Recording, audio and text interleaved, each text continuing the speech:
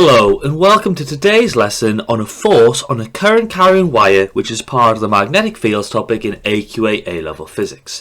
So in today's lesson we're going to look at calculating the magnetic force produced on a wire. So if we're successful and we learn in today's lesson, we have to describe the principles of electromagnetism, understand how to derive the magnetic field line position via the right and left hand rules, and understand how to calculate the magnetic force produced in an electrical motor, which falls into the following part of the AQA A-level physics specification: magnetic flux density. Now in previous topics we've covered the concepts of fields. A field is a region of space where a non-contact force can be exerted. So we're going to build on this prior knowledge to understand magnetic fields. So we know that a charged object produces an electrical field, and if another charged object is placed inside the electrical field, it will experience an electrostatic force. Now, charged objects also produce a magnetic field, so if another charged object is placed inside the magnetic field, it will also experience a magnetic force. So the magnetic field and the electrical field of a charged particle will be acting at right angles to each other. So there are two types of charged objects which we must consider the magnetic force which they experience when inside another magnetic field. We've got macroscopic objects and microscopic objects. Macroscopic objects, objects on the everyday scale. Microscopic objects, objects on the particle scale. Now here are the most common types of charged objects we would consider. So we've got current carrying wires in our macroscopic world, and we've got charged particles in our microscopic world. Now both objects experience a magnetic force when they're placed inside another magnetic field. Now we cover the magnetic force exerted on a charged macroscopic object at GCSE, whilst we use the principles of the A-level physics module particle physics to understand the magnetic force exerted on microscopic objects. Now to calculate the magnetic force on a macroscopic object, it is equal to magnetic force is equal to magnetic flux density times by current times by the length of wire, or F equals BIL, Bill. Now the magnetic force on a microscopic object is equal to the magnetic flux density times by the charge of the particle times by the velocity of the particle, which is F equals BQV. Now this can be amended to F equals BeV when we're considering an electron, as an electron has a charge of E, 1.6 times 10 to the minus 19 coulombs. So you've got F equals Bill for macroscopic objects, whilst F equals Bev for microscopic objects. Now over the next few lessons we're going to look at the physics behind the magnetic forces exerted on these objects. So in today's lesson we're going to look at the magnetic force exerted on a current carrying wire when placed into another magnetic field. So in this particular example we've got a magnetic field coming out of a magnetic field going up and down. We have a current going left to right and a magnetic force coming out of the board or the screen. Now the magnetic force occurs due to the interaction of the charge of the wire and the magnetic field of the permanent magnet. Now the charge of the wire only occurs as the wire becomes an electromagnet when a current passes through it. So the charge of the wire will then allow us to understand the principles of electromagnetism. So when you have a wire with an electrical current passing through it, the wire also produces a magnetic field. It has become a magnet. So every electrical wire is also a magnet. Now this is because a moving charged particle will produce an electrical field and magnetic field at all times. So when an electrical current passes through the conductor, they're all producing a magnetic field, so the wire is producing a magnetic field. So this is why it's impossible to get an electrical current without a magnetic field.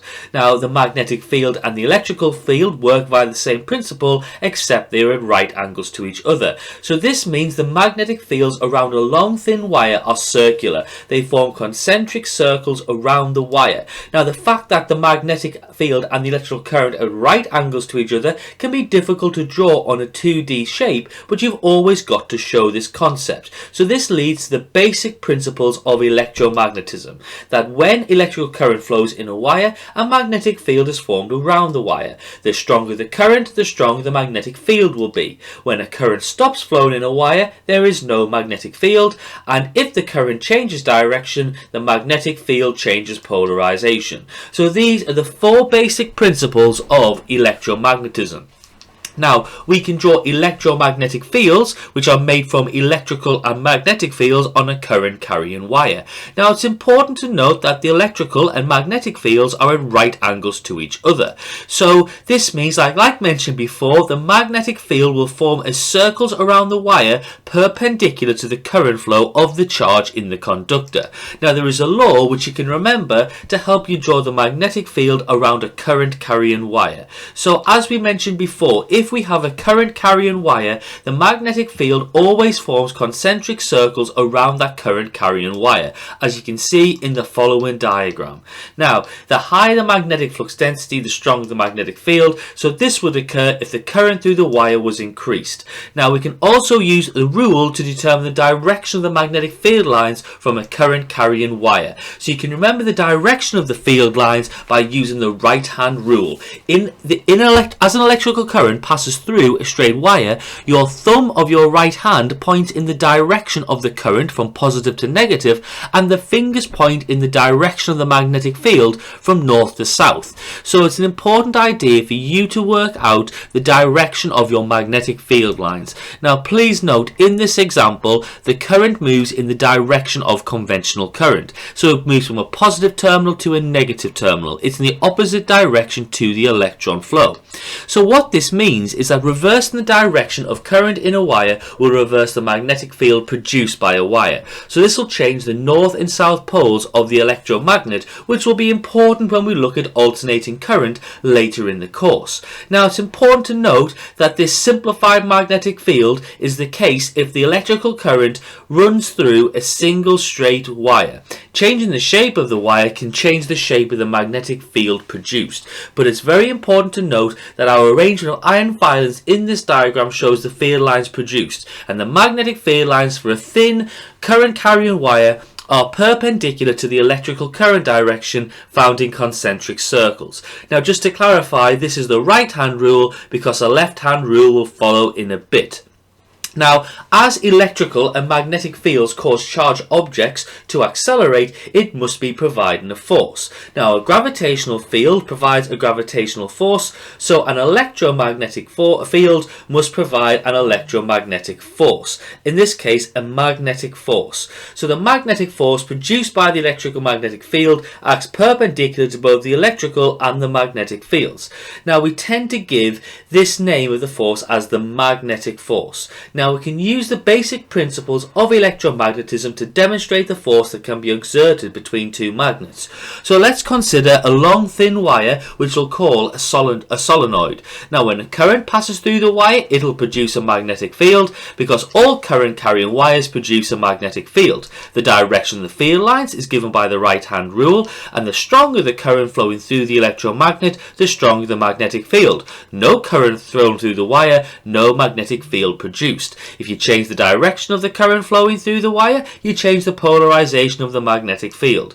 Now, so what we can do is we can then take a permanent magnet and we can place the current carrying wire in the magnetic field of the permanent magnet. So the magnetic field from around the wire and the magnetic field from the permanent magnet will add together, and this will cause a resultant field to be found. So as you can see in this diagram, if we place the wire inside the permanent magnet, the two objects interact with each other, so they'll produce a resultant field at different places. Now, below the wire, the field lines here from both the magnet and the wire are pointing in the same direction, so that as a result they will add, so it produces a high magnetic flux density underneath the wire.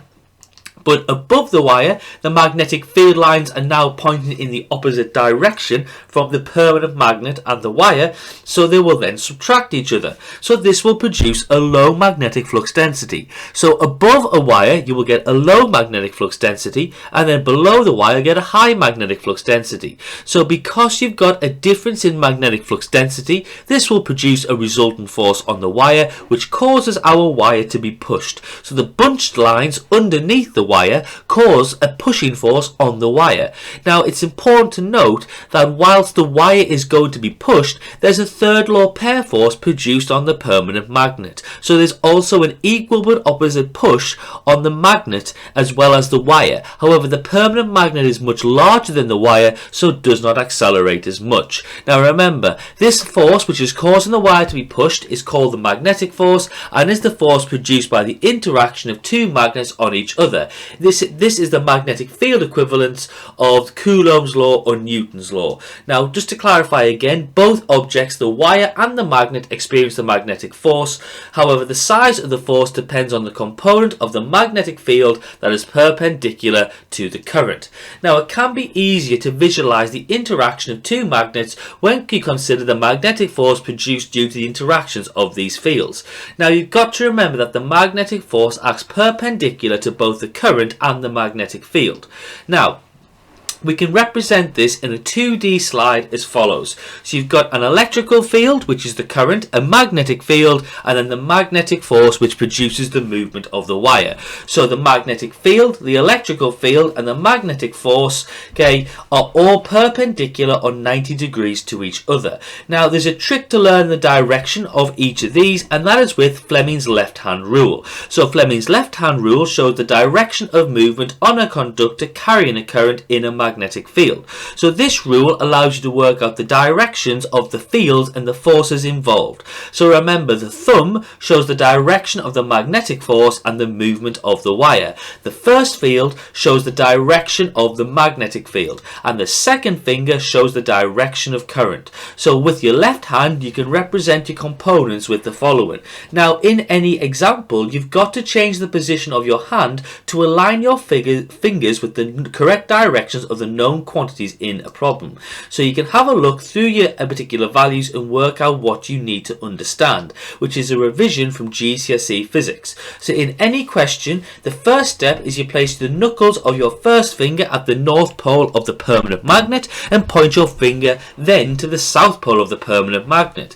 The second step is to place your second finger pointing in the direction of the conventional current flow. You will then have to reorientate your finger to ensure step 1 and step 2 are satisfied simultaneously, and if you followed those particular two rules, the direction your thumb points in is the direction of the magnetic force and the direction of the movement of the wire. So when a conductor carrying a current is placed into a magnetic field, the magnet producing the field and the conductor exert a force on each other. Now the magnetic force is caused by the conductor cutting across the flux, because it means that the magnetic field of the conductor and the magnetic field of the permanent magnet are interacting with each other. Now Fleming's left-hand law states that in this case the magnetic force must be acting out of the board.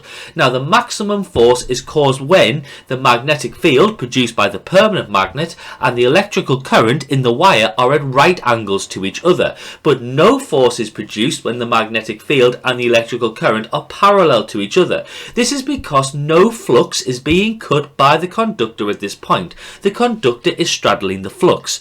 So considering these ideas, what factors affect the magnetic force produced by the interaction of the magnetic and electrical fields?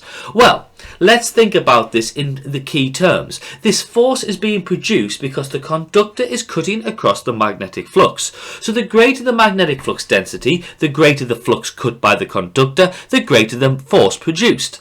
The greater the length of the conductor in the field, the greater the flux cut by the conductor, the greater the force produced. And the greater the current through the field, the greater the flux cut by the conductor, the greater the force produced. So the current, the magnetic flux density, and the length of the conductor all affect the magnetic flux density. So as a result, the force produced in the magnet. So what equation could be used to determine the magnetic force produced in the motor effect? Well, the equation is magnetic force is equal to the magnetic flux density B, which is measured in Teslas, times by the current moving through the wire in amps, and finally times by the length of the conductor in the field, which is measured in meters. Now to clarify, the term magnetic flux density, how close the feed lines are together, can also be called the magnetic field strength. Now remember, in this equation, the only length which is considered is the length of the wire inside the external magnetic field. This is because the only part of the conductor which is cutting through the magnetic field lines of the magnetic field is the part inside the magnetic field.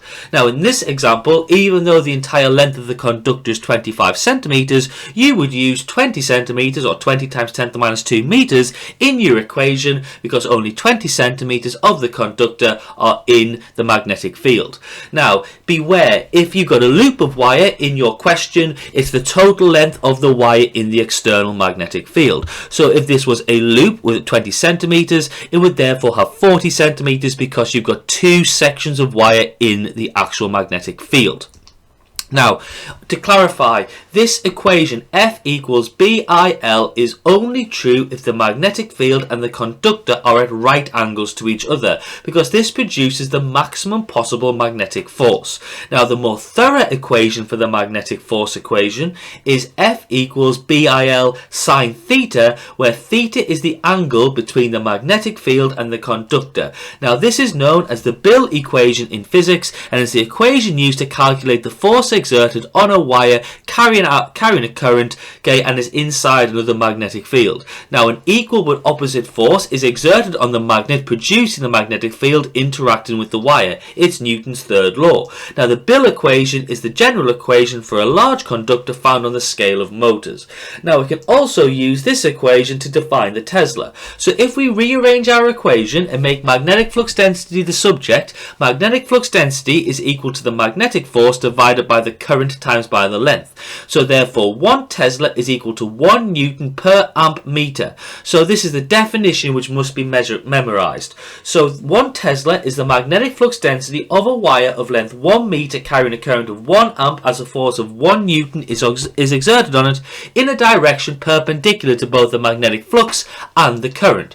So in fact as well, we can also rearrange this equation and make current the subject of our equation, and this was the equation to first define the SI base unit of the amp, because an amp or an ampere is the constant current which, if maintained in two straight parallel conductors of infinite length of negligible circular cross section and placed 1 meter apart in a vacuum, will produce between these conductors a force equal to 2 times 10 to the minus 7 newtons per meter of length.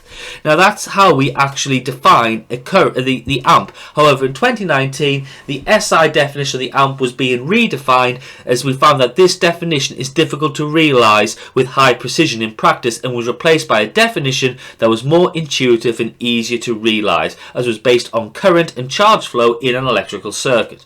So when a current carrying wire is placed inside another magnetic field, a force is exerted on the current carrying wire. So this force occurs due to the interaction between the magnetic fields of the wire and of the permanent magnet. So this will produce a magnetic force, and the direction of the force can be determined by using the left-hand rule, and the magnitude of the force can be given with the equation F equals BIL, where B is the magnetic flux density of the magnetic field, I is the current through the conductor, and L is the length of the conductor in the magnetic field. So it's an important idea to understand. Now remember that due to Newton's third law, that if the permanent magnet exerts a force on the current carrying wire, then the wire exerts an equal but opposite force on the permanent magnet. So there's actually two forces present. Now as mentioned previously, if there's an angle that the current carrying wire makes with the magnetic field, it will affect the magnetic force produced, because the maximum force is caused when the magnetic field and electrical currents are at right angles to each other, and there's no force produced when the magnetic field and electrical current are parallel to each other. So this tells us that when the angle between the current and the magnetic field are 90 degrees, this tells us, and the conductor as well, okay, that the force is equal to its maximum. So therefore this theta term should then equal to 1, but when the angle between the conductor and the magnetic field is 0, it's parallel, well the force is equal to a minimum, it's equal to 0. So this shows us that there must be a sine term in the equation, because sine 90 equals 1 and sine 0 equals 0. So in addition, we've defined the angle as the vertical component of the magnetic field, so it has to be a sine term. So we've got to introduce this term into the equation. So our full equation for the force placed on a current carrying wire is F equals BIL sine theta, where theta is the angle between the conductor and the magnetic flux of the permanent magnet. magnet. So this works out the force exerted on the current carrying wire in the magnetic field and the force being placed on that magnet. Now, the magnetic force can have an interesting effect if we place a current carrying conductor in a permanent magnetic field on a balance, because the magnetic force, okay, will then interact and will affect the reading given on the measuring balance. So this interaction between the current carrying conductor and the permanent magnet would lead to a magnetic force being produced which affects the reading on the balance. Now, just to clarify, we have a chassis present which houses the permanent magnet. Now, if we ensure that the magnetic force produced between the current carrying conductor and the magnet, okay, is acting downwards, what happens to the weight of the chassis on the balance? Now, the important thing to note is the wire itself, the conductor, is not on the balance, but the chassis is. So what would happen is the weight of the chassis would appear to decrease slightly, because if the balance was 0, it means the balance would read a negative value, because the magnetic force acting on the wire means there's an equal but opposite magnetic force on the magnet acting upwards. So this acts in the opposite direction to the weight of the chassis and the magnet, giving a lower value on the balance. Now, the conductor is not on the balance, so even though it experiences a magnetic force downwards, it's not actually being measured.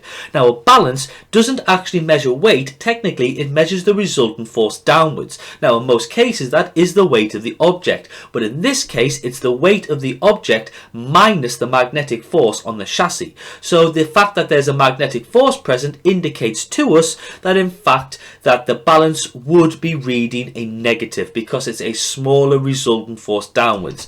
Now, if we ensure the magnetic force on the wire was acting upwards, what would happen to the value on the weight of the chassis? Well, the weight of the object would appear to increase slightly. So if the balance was 0, the balance would then start to read a positive value. So because the magnetic force acting on the wire is acting in the opposite direction to the magnetic force on the chassis. So if the magnetic force on the wire is acting upwards, the magnetic force on the chassis is acting downwards, so it acts in the same direction to the weight of the magnet. So therefore, it will give a higher value on the balance, and remember, the conductor, the wire, is not on the balance, so it's not being measured, because again, technically, a balance measures the resultant force downwards, not the weight. So this experimental technique can be used to measure the magnetic flux density of magnets, as the other values can be easily determined from measurements, because as we know, magnetic flux density is equal to the magnetic force divided by the current times by the length. So we can measure the current flowing through a conductor and the length of the conductor in the permanent field of the magnet.